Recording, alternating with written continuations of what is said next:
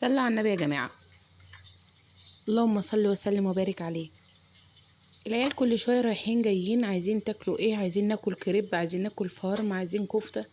اللي هم جايين يحققوا احلامهم ايه معانا. طب ما يمشيش معاكم اي حاجة من اللي عندنا في البيت؟ لا.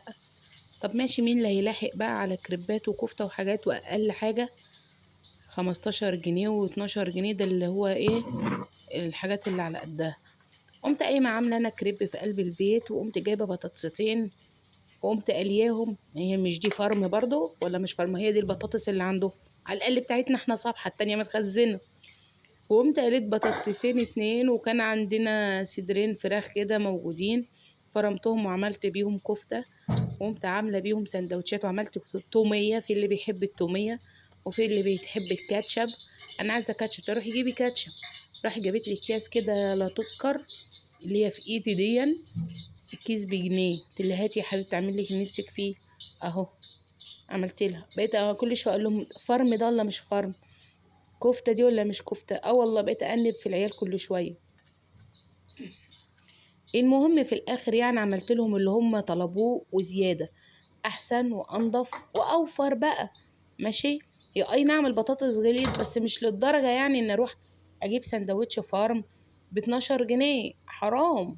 ربنا يسألنا. طب ما انا بقى بال 12 جنيه دول راح اجيب كيلو ونص بطاطس، واظبط العيله كلها بطاطس، اكرههم فيها اهو.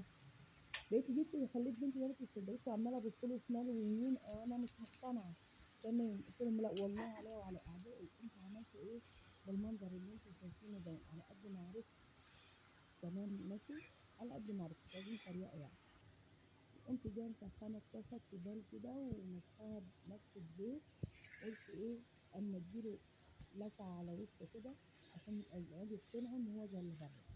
عملت جزء منه فرم وجزء منه بالخفيف الفراخ، واهو الحمد لله رب العالمين. ربنا وفقنا وعجب العيال واقتنعوا بيه تمام الاقتناع. الحمد لله رب العالمين. احسن وانضف واوفر. ندبر ونوفر يا جماعه، والحمد لله، وربنا يهديهم لنا يا رب ويعيننا على اللي جاي.